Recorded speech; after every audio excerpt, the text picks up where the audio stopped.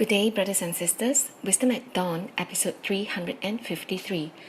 Boundless Samadhi and Wisdom, a limited understanding. In the following verse, the Buddha shows compassion to all sentient beings equally, as all sentient beings are equal to the Buddhas. This is the principle of spiritual practice. The Buddha taught all sentient beings that their minds have the same suchness as Buddhas. Their samadhi and wisdom are boundless. Master says, humans generally regard animals as food. We consume all kinds of living beings by killing them in various barbaric or inhumane ways. But with compassion, the Buddha treats all sentient beings equally. Here is a story from the Buddha's time about the intrinsic nature that all sentient beings share with the Buddhas. Many kalpas ago, among a herd of oxen, there was an ox king. This ox king led his herd to find an abundant source of water and rich pastures to graze on. One day, on their way, they passed through a forest where there lived a monkey. Every time this monkey saw the herd following the ox king and moving in such a grand procession, he felt very jealous of the ox king. So one day, the monkey gathered some stones and dirt. From the tree, he flung the stones and dirt at the ox king. Yet the ox king walked on calmly.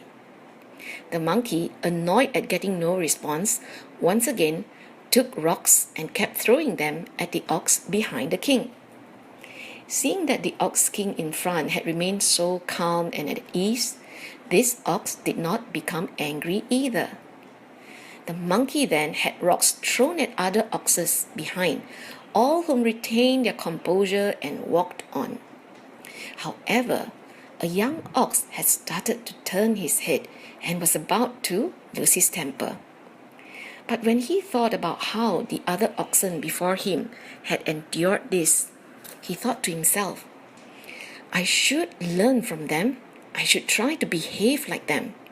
So right then, as he became angry, he immediately calmed his mind and walked on.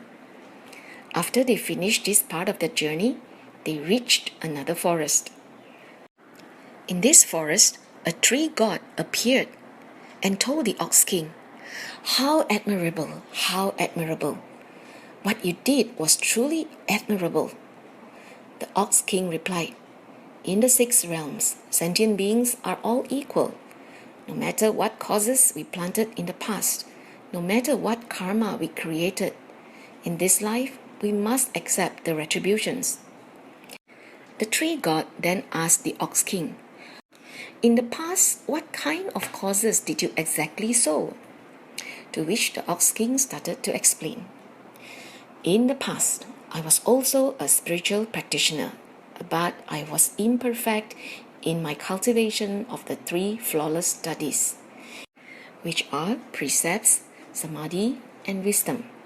Therefore, after I died, I became an ox. In this lifetime, I must be more vigilant and cultivate the 4 infinite minds. The 4 infinite minds are loving kindness, compassion, joy, and equanimity.